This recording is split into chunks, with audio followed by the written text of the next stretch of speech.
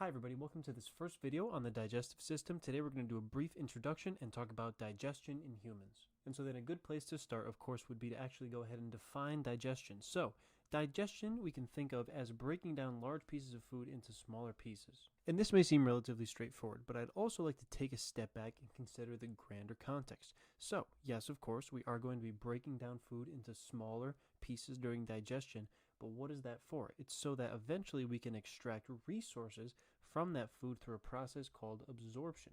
And absorption of nutrients and resources is something that we're going to discuss in a later video. But when we think about digestion, just know that it has its own set of structures, muscles, organs, tissues, and absorption has a separate set.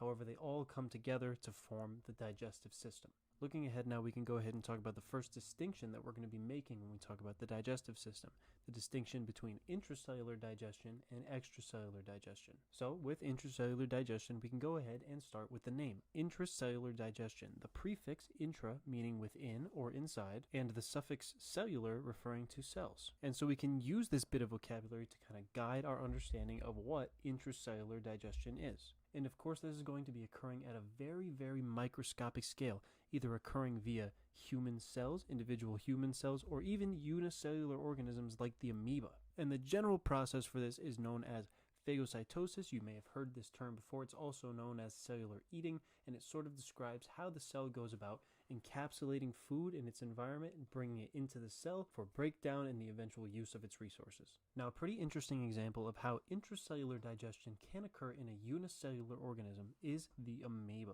And the amoeba are pretty cool because they utilize a structure known as a pseudopod.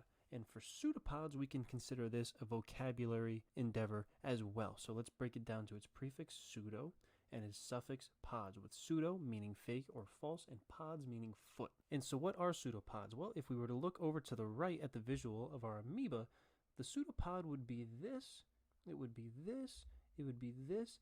It's these fake feet, and the reason that they're fake is all that pseudopods really are temporary projections or outpocketings of the membrane. And so as the cellular membrane of the amoeba changes and we get these pseudopods, these outpocketing foot, finger-like projections, what can happen is food in the environment, let's take this red ball and consider this food, can funnel in and get trapped by these pseudopods, and the pseudopods will actually form a vacuole. So the pseudopods will close, trapping the food inside, the membranes will fuse, and we will get something more like this. A little pod inside of the actual cell membrane that contains the food, and from there it's the cell's game. It can go ahead and break this food down and utilize its resources. Now how about something a little more macroscopic? We can talk about extracellular digestion. Break this one down as well. Extra meaning outside, and cellular still referring to cells. So outside of cells, this is not something that's going to be occurring within the plasma membrane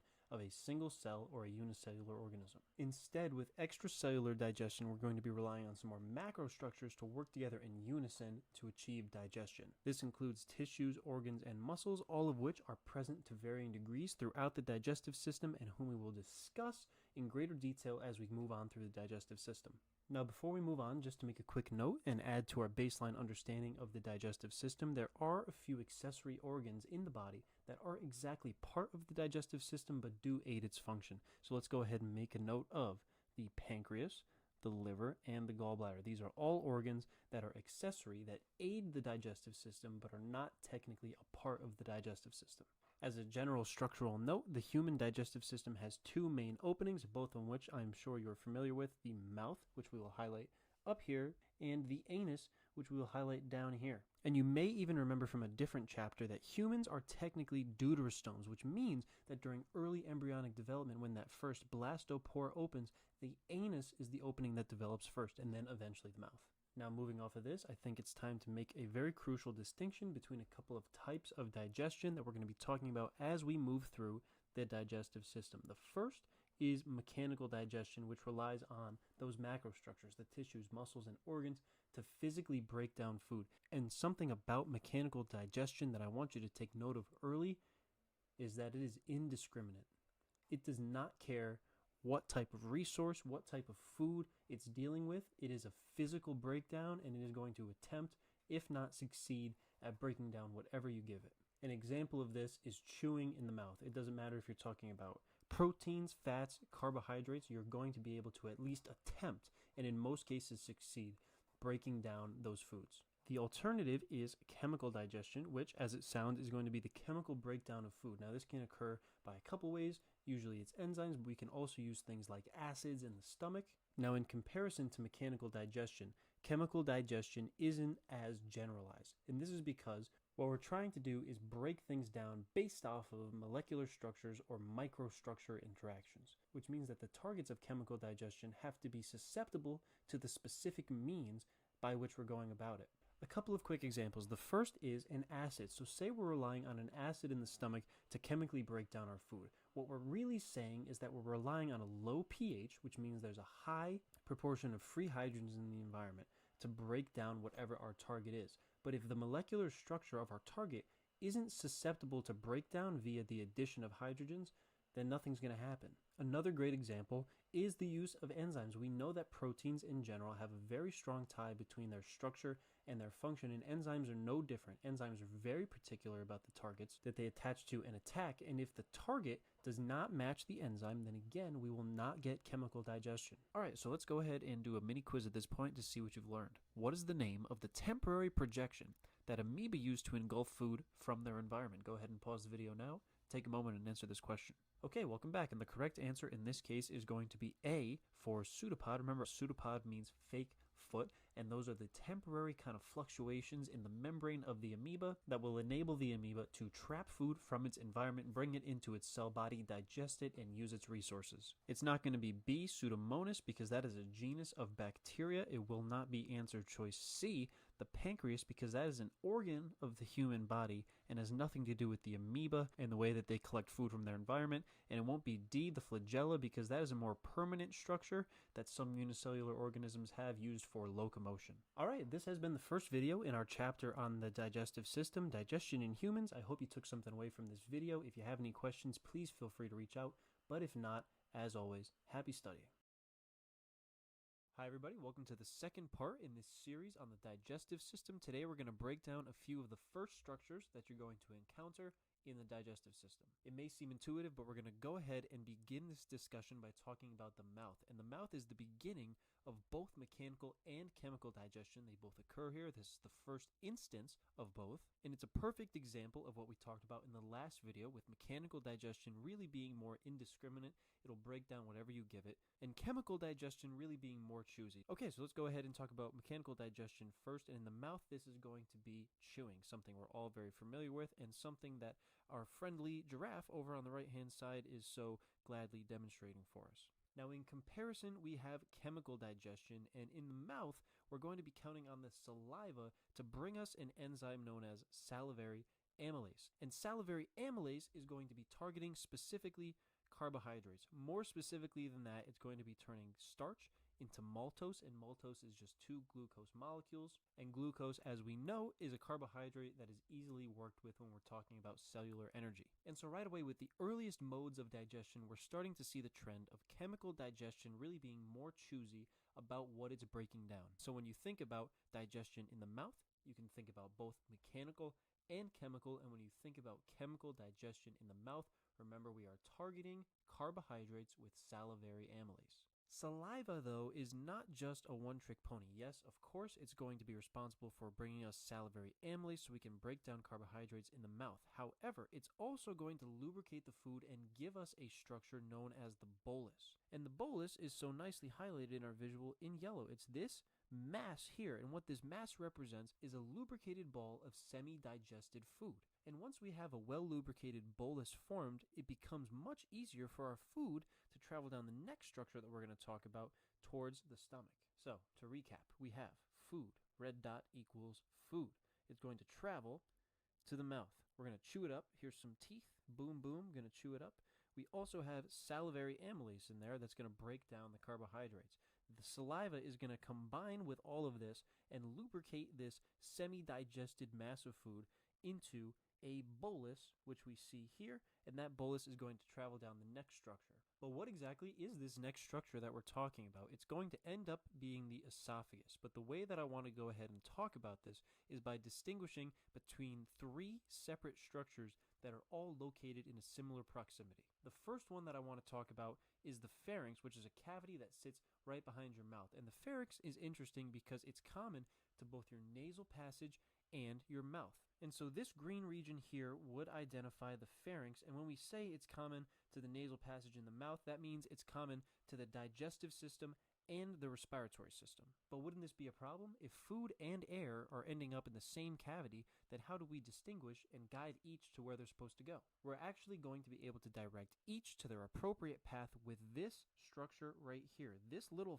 flap is known as the epiglottis, and it will close when food is coming down, so we can direct it into the next structure for food and close off the part where air is supposed to go. So let's talk about what those two tubes might be. The one that food goes down is called the esophagus. It's a muscular tube that we can now see highlighted in yellow, and it is responsible for guiding food down to the stomach. And you can actually break down the regions of the esophagus by its muscular type. So the upper third, the part that's closest to the pharynx, is going to be made completely of skeletal muscle. Then, from there, the lower third, the one that's closer to the stomach, is all smooth muscle. But there is actually a region in the middle that's a combination of both smooth and skeletal muscle. And so finally we can touch on the final structure, the trachea, now highlighted in blue, that's responsible for bringing air down to the lungs, and it is reinforced by cartilage.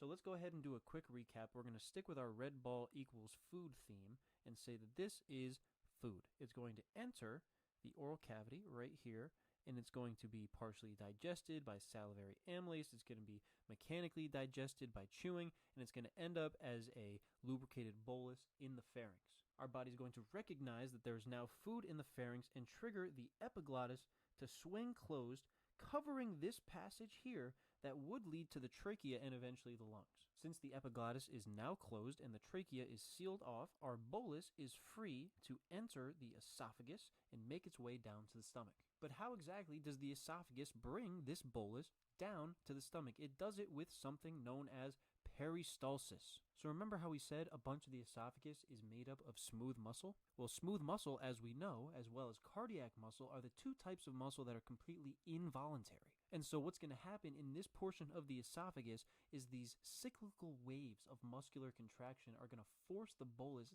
down the esophagus. And so we can see that here. We have our food bolus, and we have this wave of muscular contractions that's sort of continuously pushing the bolus down through the esophagus, and eventually it will be deposited into the stomach. All right, so let's go ahead and do a mini quiz at this point to see what you've learned. What is the target of chemical digestion in the mouth? Go ahead and pause the video now, take a moment, and answer this question. Okay, welcome back. The correct answer in this case, generally speaking, is C, carbohydrates, although more specifically we're going to be breaking starch down into maltose, which is made of 2 glucose molecules. It won't be answer choices A or B, proteins and fats. These are nutrient sources that are going to be chemically digested in other areas of the digestive system, not by salivary amylase in the mouth. And we're also not really looking to digest nucleic acids in the digestive system, especially not in the mouth. Okay, this has been the section on the mouth, the pharynx, and the esophagus. I hope you took something away, and as always, if you have any questions, please feel free to reach out, but if not, happy studying. Hi everybody, and welcome to the third part in the Digestive System series, and today we're going to be talking about the stomach. Now, the stomach may actually be the most easily identifiable part of the digestive system, as you probably have said colloquially 1,000 times something's going to end up in your stomach. But what's interesting is that most of the digestion doesn't actually occur in the stomach, as we'll come to find out in a later video. But for now, let's go ahead and talk about the stomach. So just like the mouth, the stomach is the site of both mechanical and chemical digestion. That's right. Not just one, both. However, the modes are a little bit different. For the stomach, what's going to happen is the smooth muscle that makes up the outside of the stomach is going to churn the food itself. And for chemical digestion, we're going to be relying on two separate things. We're going to be relying on a specialized batch of digestive enzymes, as well as a highly acidic gastric juice that's going to be released by a very specific type of cell. And there is actually a term for what happens when food enters the stomach and your stomach officially realizes that it has a job to do. Once food is recognized in the stomach, it's going to distend or go into distension. And what this means is essentially we're going to start having this outward swelling of the stomach, and this feeling is what's going to kick off the entire process. So before we move on into the specific types of cells that are present in the stomach, as well as the modes of mechanical and chemical digestion, I would like to go ahead and talk about two key structures of the stomach, known as the sphincters. And the sphincters are two muscularized valves that sit either at the beginning or the end of the stomach, depending on which one you're talking about. These are known as the cardiac and pyloric sphincters. So let's go ahead and talk about the cardiac sphincter first. This is the one that occurs at the opening to the stomach. You can remember it because the cardiac sphincter has cardiac in it, referring to the heart. It's the closest to the heart. And so what's particularly special about this valve is that it sits between the esophagus and the stomach. And that makes it very crucial because we're going to have this bolus coming down the esophagus for deposit in the stomach. That's great. But we know already from our previous discussion on the last slide that we're going to be using some highly acidic gastric juices in the stomach to start dissolving this stuff. And we absolutely do not want food, and especially this highly acidic stuff, coming back up into the esophagus. So the role of the cardiac sphincter is to prevent the backflow of both food and the gastric juices from the stomach to the esophagus. Now at the end, we have the pyloric sphincter towards the end here. We can highlight it down below. And the pyloric sphincter is special because it sits between the stomach and the small intestine. More specifically, the duodenum of the small intestine, which is that first part right here. So the question becomes, what is the role of the pyloric sphincter if we're no longer dealing with the esophagus and backflow? Why do we need a valve at all? Well, as the stomach starts to chemically digest the food, we're going to start forming something called a chyme, which is an acidic semi-digested food mass. So prior, we had the bolus, which is a lubricated semi-digested food mass that goes through the pharynx and the esophagus and gets deposited in the stomach. But once we hit it with the stomach-specific digestive enzymes and gastric juices, we're going to end up with chyme. And so going from the stomach to the small intestine, we're not necessarily preventing backflow, but we are trying to still be very careful of these highly acidic mixtures that we've created in the digestion process. And so therefore, the pyloric sphincter has the very crucial role of controlling the deposit of this chyme into the duodenum of the small intestine for further digestion and absorption. Now, the real meat of this section on the stomach falls in the gastric pits, which are these indentations of the stomach lining. We can go ahead and highlight that here. So all throughout the stomach, there are these deep grooves that possess many different cell types, and it's these cell types that really get the chemical part of the digestion in the stomach done.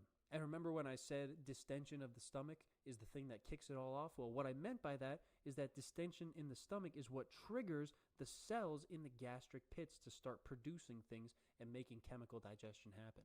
And so very quickly, we'll run through them. They are mucus cells, G cells, parietal cells, and chief cells. Don't worry about jotting all these down just yet. We're going to go through each individually right now. Okay, first is the mucus cell, which isn't going to be generating anything that's going to help us digest, but it is going to generate something very important, something very protective, a mucus. It's going to lubricate the stomach lining, and it's also going to help protect from these low pH acids. Again, there's kind of a theme when we're dealing with these organs and tissues and linings that we're wanting to protect everything from these highly acidic substances that we're using to break down our food. Okay, next we have the G cells, and they're called the G cells because they actually release a hormone called gastrin. So you can remember this relationship because it's G for G cells and G for gastrin.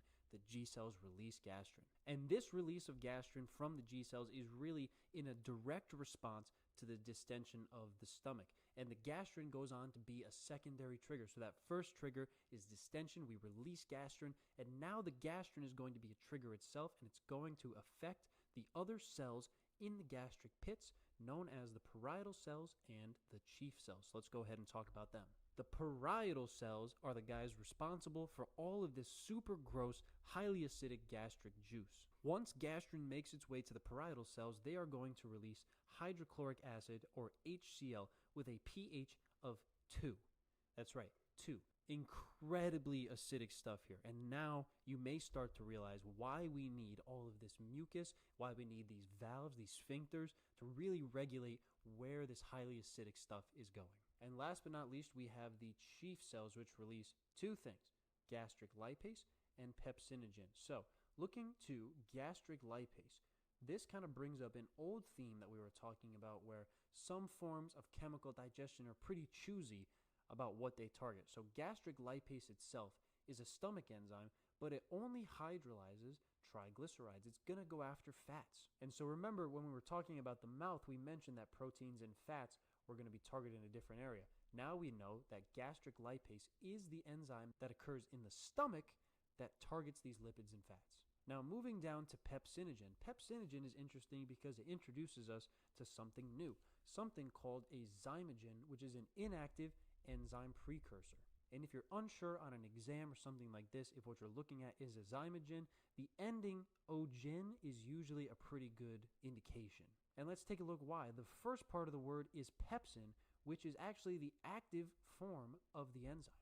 And then once this pepsinogen is entered into this crazily acidic environment that we've created, it's the acid that stimulates it and activates it into pepsin, which goes ahead and breaks down protein. So we've got our triglyceride, our fat hydrolyzer, and we've got our protein hydrolyzer, gastric lipase and pepsin. And a natural question would be, why do we need an enzyme precursor? Wouldn't it just be more efficient to have the enzyme pre-made so we can go ahead and release it quickly and get the job done? In theory, yes, but if we had pepsin in these chief cells just kind of at rest, pepsin breaks down proteins. And if that's the case, it's going to go ahead and break down the proteins of the chief cells itself, which is not what we want. We're not really looking to degrade our own cells, our own stomach cells. We want them to serve a targeted purpose. So we keep them in a dormant state, the zymogen, and then when we release them and they interact with an activator like stomach acid, then we can activate them and target something in the environment that we want them to. So just as a quick overview, let's go ahead and stick with our red ball equals food theme from the last video. So we have our food ball here through the esophagus, down through the cardiac sphincter, making sure we have no backup problems. And we're going to end up in the stomach here, where gastric lipase is going to break down fats. Pepsin is going to activate when it interacts with the gastric juices and start to break down proteins. And we're going to have all sorts of churning and mechanical digestion to break things down as well. And don't forget the incredibly potent 2 pH hydrochloric acid gastric juice solution. And all of this is going to combine and turn our food into something called chyme, which will exit the stomach via the pyloric sphincter and deposit into the small intestine, more specifically, the first section of the small intestine, the duodenum. So at this point, we can go ahead and do a mini quiz. What are chief cells responsible for in the stomach? Go ahead and pause the video now and answer this question. All right, the correct answer is B, the release of gastric lipase and a protein enzyme, zymogen. So the gastric lipase, we know, definitely is released from chief cells, and we do know that chief cells release an enzyme, zymogen, not an enzyme themselves that breaks down proteins. They release pepsinogen that has to later get activated into pepsin. It's not distension of the stomach that occurs naturally when food enters the stomach. It's not C, because gastrin gets released from G cells. Remember, G for G cells, G for gastrin. And it's not the release of gastric juices with a pH of 2. That is the responsibility of the parietal cells. Okay, this has been today's video on the stomach. I hope you enjoyed. If you have any questions, please feel free to reach out to us. If not, happy studying. Hello everybody, and welcome to today's video on the small intestine. We certainly have a lot to cover today, so let's jump right into it. Alright, so we're going to go ahead and break the small intestine down by region, and then we're going to talk about how these regions relate to the functions. So we can say, first of all, that 90% of digestion and absorption happens in the small intestine. That's a staggering stat. I feel like most of us would probably assume that most digestion occurs in the stomach, but really it's the small intestine. And there are 3 main sections of the small intestine that we can talk about. The first one we've mentioned before in a prior video on the stomach because it backs right up to the stomach. This is the duodenum, which we can see right here. Following the duodenum, we have the intermediate portion of the small intestine known as the jejunum, which we can highlight right here. And last but not least, we have the final region of the small intestine known as the ileum, which we can highlight right here. And we do actually have a little mnemonic that you can use to remember the parts of the small intestine as well as their correct order. And that mnemonic is DJI. And what DJI stands for, the first one is D for duodenum, the second one is J for jejunum, and I we would sub in for the actual letter I, which is the first letter in ileum. So now that we understand the spatial relationship between the duodenum, the jejunum, and the ileum, we can talk about what happens where. First of all, let's talk about digestion. And digestion really mostly occurs in the duodenum, with processes and mechanisms that we will dive into in upcoming slides. Therefore, absorption is more so localized to the final two sections of the small intestine, the jejunum and the ileum. And just like digestion in the duodenum, we will see how this happens in later slides. Now, a major theme for the rest of this small intestine video is how are we dealing with chyme? Remember, the duodenum is the first part of the small intestine that backs right up to the stomach, and the pyloric sphincter, that valve at the end of the stomach, is what controls the amount of chyme that comes into the small intestine. And as we know, chyme is very acidic, very dangerous for soft tissue, so we need to find ways to protect it. We need to find ways of dealing with it. The first way that we're going to talk about are the presence of goblet cells, and the reason that goblet cells are so effective at helping us deal with chyme is because they release a protective mucus into the small intestine. And this mucus very much so helps us protect the epithelium, the epithelial lining of the small intestine. So let's say this is the epithelium right in here, and all these little green cells are the goblet cells. We can think of this as a very similar setup as mucus cells in the stomach, which produce mucus to help protect from acid. And the good news for the small intestine is that it doesn't actually have to deal with chyme on its own. Remember, in a previous video, we touched on very quickly a few accessory organs to the digestive system. Well, here's the first time that we're going to be seeing these. Remember, we have the pancreas, we have the gallbladder, and we have the liver.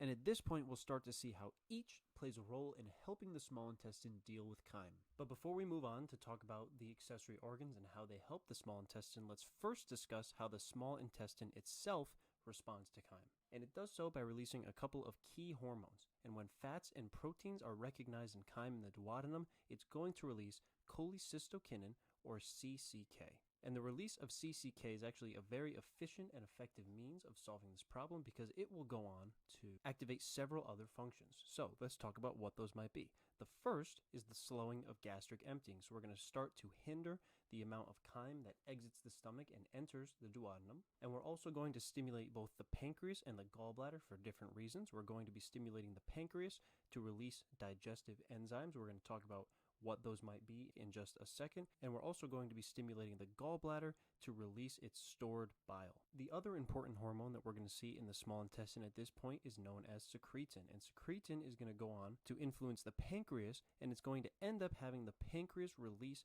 bicarbonate ion, which is a very basic ion that will help us balance out the acidic chyme. So now let's go ahead and hone in on the pancreas's response to chyme and talk a little bit about the specifics of these digestive enzymes. So we know CCK is going to come in and activate some functions of the pancreas, and we know they have to do with these digestive enzymes. The first one that we're going to touch on is known as pancreatic amylase. And pancreatic amylase should sound like salivary amylase, something that we touched on in our first video. And just like salivary amylase, we're going to be targeting carbohydrates with pancreatic amylase, and more specifically than that, it's going to be the same mode of targeting starch and looking to turn it into maltose, that molecule that is comprised of two glucose molecules. Now, eventually the pancreas is also going to want to generate trypsin and chymotrypsin, which are two proteases. However, we're sort of running into the same issue here that we ran into in the stomach. We don't want to activate proteases too early or in the wrong environment because they could very easily destroy proteins that we need and not specifically target proteins that we're trying to actively break down for nutrition. So instead, the pancreas is going to release the trypsin and chymotrypsin zymogens, trypsinogen and chymotrypsinogen. And once this occurs, all we need is for trypsinogen to interact with an enzyme known as enteropeptidase to kick off this whole process. Once enteropeptidase and trypsinogen interact, they will activate trypsinogen into the activated protease trypsin. Now from there, it will actually be the activated trypsin that goes ahead and converts chymotrypsinogen into chymotrypsin. So let's highlight this here. Trypsin, not enteropeptidase, is going to go ahead and convert chymotrypsinogen, the other zymogen, into its activated state, chymotrypsin. And of course, we also know that another function of the pancreas when it relates to dealing with chyme in the small intestine is the secretion of bicarbonate ion, but this is not in response to CCK. This is in response to the other important hormone, secretin. And recall, bicarbonate ion is so crucial to this process because it is so basic and it allows us to neutralize the highly acidic chyme. Now, to further target fats, the gallbladder and the liver actually kind of work in tandem by making and storing something called bile. The producer of the bile is the liver, and what bile does is it emulsifies fats. It's this liquid that's going to combine with the fats and break it down into its key components. But as we mentioned quickly, the liver doesn't act alone. It stores its bile in the gallbladder. And so in the visual on the right, you can see just how close the gallbladder and the liver are to each other. And you can even see in the visual for the liver, the gallbladder is kind of peeking out from underneath here. And so this means that when we're ready to release bile into the small intestine, it is going to be the gallbladder, not the liver, that releases the bile into the duodenum. And so here we have a bit of a broader visual that allows us to see all of these concepts at the same time and start to put together how they work together. So let's go ahead and start right here with the liver. The liver is the production site of bile, and it's going to send that over to this little structure here, the gallbladder, for storage. Now, once chyme has entered the duodenum, and in particular, once we're starting to recognize the presence of proteins and fats, CCK is going to get released into the small intestine and find its way over to the gallbladder and tell it, hey gallbladder, it's time to release that bile into the small intestine. It's also going to sneak its way over to the pancreas and stimulate a whole bunch of other pathways. First of all, it's going to stimulate the release of pancreatic amylase to target the chemical digestion of carbohydrates in the small intestine. It's also going to give us this whole pathway over here, and I love this part of the visual because it really allows us to see this trypsinogen, chymotrypsinogen, zymogen, enteropeptidase interaction unfold. So let's take a peek here. First, we have the release of trypsinogen, the trypsin zymogen, by the pancreas. It interacts with the enzyme enteropeptidase and activates into trypsin. That activated protease trypsin interacts with the other released zymogen, chymotrypsinogen, and that interaction is what forms the activated chymotrypsin. And now we have two activated proteases. And of course, a discussion of the functions of the pancreas when it relates to the small intestine would not be complete without mentioning the release of the basic ion bicarbonate, which of course is stimulated by the release of secretin in the small intestine. So once we've played the digestion game in the small intestine, it's time to start thinking about absorption. And in order to get this digested food from the duodenum to the jejunum and the ileum, we're going to bring back something that we talked about with the esophagus.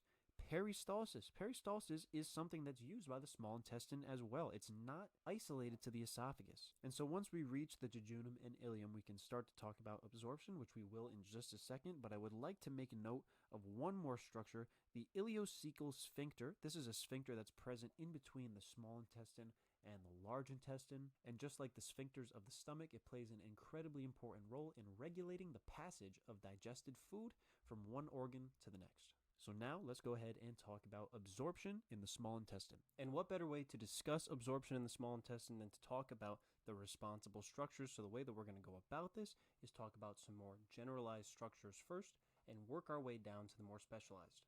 And in that spirit, we can go ahead and start with the enterocytes, which are very simply the epithelial cells of the small intestine. And we're going to work through this visual little by little, but we can see the enterocytes here, and you can see from this visual how they line the entire epithelium of the small intestine. Now, if we were shrunk down to the size of a molecule and dropped into a small intestine, we would notice some invaginations that occur through this epithelium, and these are known as crypts. We can highlight the crypt down here, and the cells found in the crypts are actually very important for a couple of reasons. First of all, they're going to secrete some enzymes for us, but they're also going to start to produce some stem cells that will later go on to form new cells of the epithelial lining. So the cells in the crypts are always generating new epithelium. And perhaps the most important structure when talking about absorption in the small intestine is what's known as the villi. And the villi, as you can see, are these finger-like projections in the epithelium of the small intestine. This would be considered a villi, this long finger-like projection. It's a fluctuation in this epithelium. And these projections of the epithelium are so important because they increase surface area for absorption. For example, take this imaginary green epithelial lining of the following distance. If this were to be the case, this would be all of our surface area that we had to work with for absorption. Now take as a counterexample the orange epithelial lining, which is spread across the same distance but has these projections. The total distance from start to finish has not changed, but we have far more surface area because of this fluctuation in the line. And it doesn't stop there, which is fantastic for us. The villi have their own villi. Those are known as microvilli. So at this point, let's take the opportunity to slide over to our visual example and highlight villi, the larger finger-like projections, but we can also see microvilli, these tiny, tiny finger-like projections that extend off of the bigger finger-like projections, further increasing our surface area. And the way that you can think about this is if you were to zoom in super close to the epithelium of the small intestine onto one of these villi, eventually you would just see one wall of the greater villi, and you could consider that our original green line. And then within that super zoomed in version of the villi and the epithelium, we would have even more finger-like projections. So we've absorbed these nutrients, but now where do they go? Well, it depends what nutrient you're talking about. There's a couple of structures in these villi that kind of divvy up the responsibility. If you're talking about carbohydrates and proteins, what we're going to be talking about are transfer via the blood capillaries. So the carbohydrates are broken down into glucose, and the proteins are broken down into amino acids, and those are both going to be exported and travel via the blood capillaries, which can be seen down on the right, inundating the villi. If we're talking about fats, then the structures that we need to be discussing are the lacteals of the villi, lymphatic vessels of the villi that go ahead and take care of fatty acids and glycerols once fats are broken down. And we can see once again in our visual to the right that lacteals inundate the villi as well, but are separate from capillaries. All right, so at this point we can go ahead and move on to a little mini quiz and see what you've learned. So which organ is associated with the digestive system and is responsible for the production of cholecystokinin, or CCK? Go ahead and pause the video now and answer this question. All right, and the correct answer in this case is B, the small intestine itself. The small intestine gives us cholecystokinin, CCK, which goes on to activate some accessory organs of the digestive system. It's not answer choice A, the pancreas, because that's the accessory organ to the digestive system that releases a whole bunch of things like bicarbonate ion and some zymogens, but certainly not CCK. And it won't be answer choice C or D because, put simply, these are our bile organs, where the liver produces the bile and the gallbladder stores it and releases it into the small intestine, but unfortunately nothing to do with CCK. All right, this has been today's video on the small intestine. Thank you guys for sticking around. I hope you took something away from this video, and if you have any questions, please feel free to reach out, but if not, as always, happy studying. Hi everybody, and welcome to this final video here on the Digestive System series. Today we're going to be covering both the liver and large intestine and talk about the functions of both. We'll start with the liver, and aside from being a generally massive organ in terms of size, the liver has a lot of functions that we can go ahead and talk about and dissect. And so just as a general overview, we're going to begin with just listing these functions, and we'll do a little bit of a deeper dive as we move on. And as we're moving along through this list, think about the mnemonic push dog. Push dog stands for P, protein synthesis, U, urea synthesis, S, storage, H, hormone synthesis, D, detoxification, it's the D and the O, and G, glucose and fat metabolism. Now, while it's not quite on our list for main functions of the liver and it doesn't fit into push dog, I do want to make a quick note of bile production, which is a function of the liver that we've discussed in prior videos. And now that we know just how important bile is in the digestion of fats in the small intestine, we couldn't not mention it. And again, we will see some more specifics as we move along in this video. Now, what's interesting is that all of these functions that we just listed and described represent all of the individual, or what we can think of as micro functions of the liver. But what we're going to go on to discuss are some broader, more macro functions of the liver that encompass all of the different functions that are within push dog. And the first more macro function of the liver that we're going to be discussing is blood maintenance. Now, your liver is going to utilize a system of veins known as the hepatic portal system to draw blood from the digestive system into the liver for processing. And what we mean by processing is filtration and detoxification of the blood. So essentially, this is to say that the hepatic portal system will bring us blood to the liver from the digestive system and allow the liver to remove solutes that are both important for use and nutrition by the body, as well as solutes that could be harmful and need to be removed for excretion. And this is a fantastic way of processing these new nutrients that we can find in the blood following absorption in the digestive system. And at this point, you can do a little recall challenge for yourself. Try and remember what resources specifically were absorbed into the blood capillaries of the villi in the small intestine. What specifically is entering the bloodstream directly? Now, as we mentioned before, metabolism of blood also means getting rid of some more harmful things like chemicals and drugs in an effort to detoxify the blood. A couple of means for achieving this that we're going to go ahead and investigate are the creation of bile, which we know from a prior video will get released into the small intestine, and we'll also be able to process a different substance into something known as urea, and we can actually go ahead and enlist the kidneys to help us out and further process this urea that we generated in the liver. Another way that the liver is able to process blood is by utilizing a cell type known as Kupffer cells, which are very simply known as the phagocytes of the liver. And so here we're finally going to start to break into the production of bile in the liver. So what do Kupffer cells do? Well, we know that they're phagocytes, so we already can start to intuit that they're going to be breaking something down, but more specifically, we're targeting old red blood cells. This is part of red blood cell recycling. What we're actually doing is breaking down the hemoglobin, that molecule that binds the oxygen, in the red blood cells and turning it into this yellowish liquid known as bilirubin. And you might be ahead of me already, but bilirubin is actually very important for the production of bile. The second more macro function of the liver is the metabolism of glucose, and the liver achieves this by three main processes, which you may have heard of before. So let's run through these super quick as an overview. Number 1, glycogenesis. Number 2, glycogenolysis. And number 3, gluconeogenesis. Let's go ahead and begin with glycogenesis. What happens when we have too many resources? If we have too many carbohydrates, too much glucose in particular, what do?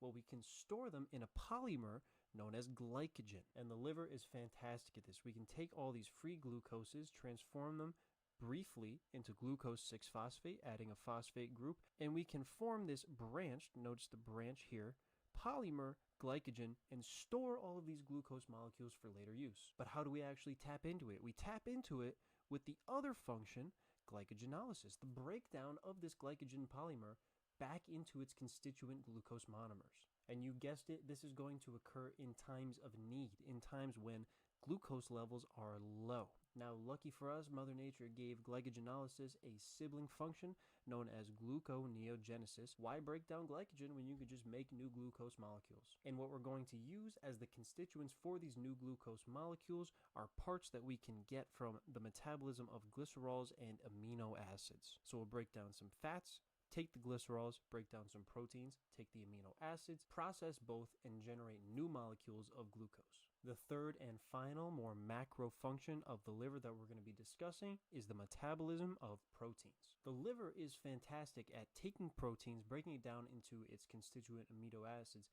and repurposing these amino acids for different functions. A good example of this protein recycling process that happens in the liver is the creation of plasma proteins, which are very important for our blood plasma. And so the protein metabolism function of the liver is going to be responsible for things like albumin and blood clotting factors. Another way that the liver will go ahead and metabolize proteins is by turning the toxic substance ammonia into urea for excretion. Sounds kind of funky, right? Where's the proteins? Well, unfortunately, ammonia is actually a pretty common byproduct of the breakdown of proteins into their constituent amino acids. So this is definitely something that we're going to be looking to excrete. However, it's so toxic. So the liver does a great job of using enzymes to go ahead and transform ammonia into a safer substance known as urea for excretion. All right, we can go ahead now and move on to the large intestine, highlighted so nicely in our visual to the right in blue to separate it from the small intestine. And you know what? Let's have a little bit of fun with the blue. Let's even highlight up here the large intestine. The main functions of the large intestine will be water absorption, the absorption of minerals in the form of salts, vitamin production and absorption, and more specifically, we're going to be relying on some bacteria that have mutualistic relationships and all kind of coexist in the intestine to achieve this. I'd also like to point out some key structures of the large intestine because we're going to be highlighting these in the next slide and talking about their functions, but I want you to get a good idea of where they are spatially before we do that. So first things first, let's go ahead and start with the cecum, which is the first portion of the small intestine, and therefore will be the first part of the large intestine to receive anything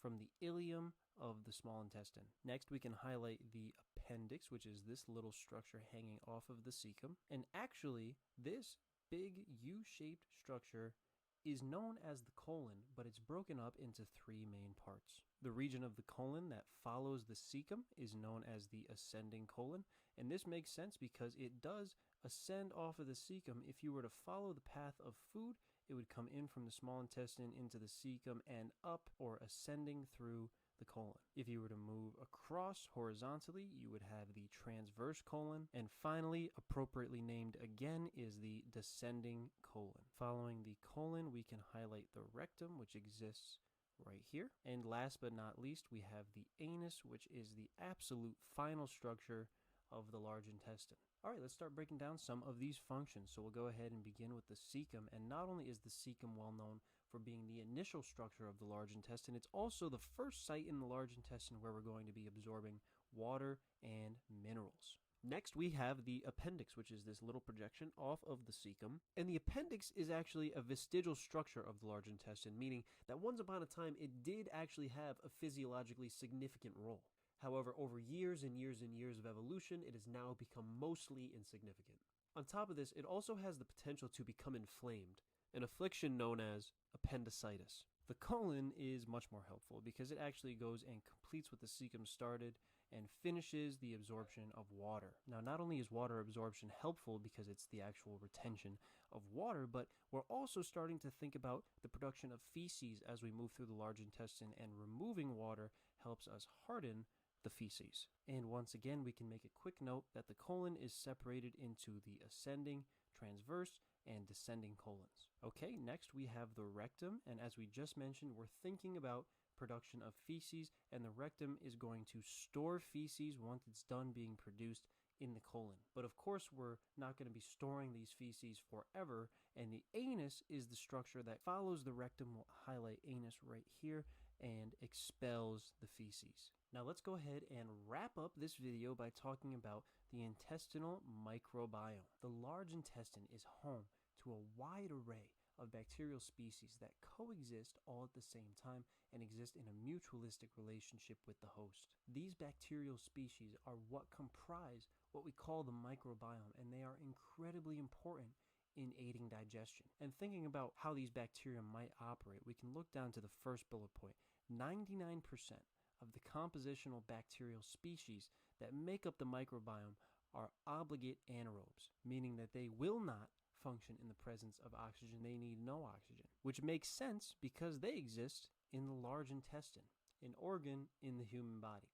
Not really the best place to go if you're looking for some air. And as we mentioned before, the microbiome is incredibly important to the digestive process, but now let's go ahead and highlight some more specific functions as to why. So the bacteria that make up the microbiome are responsible for the production of vitamins, in particular B and K vitamins. These bacteria are also going to be responsible for the metabolism of acid found in bile, yet another example of a mechanism that seeks to break down very harmful substances in order to aid the digestive process. And finally, the bacteria of the microbiome are tasked with the fermentation of fiber. Okay, let's go ahead and do a mini quiz to see what you've learned.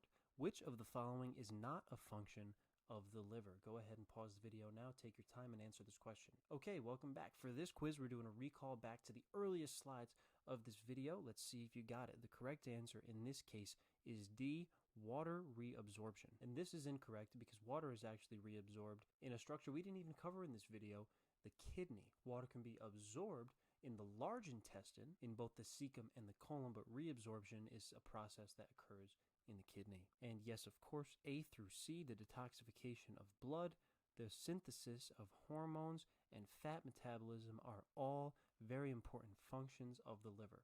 Okay, this has been the final video in the digestive system series on the liver and the large intestine. I hope you took something away from this video. If you have any questions, feel free to reach out, but if not, happy studying.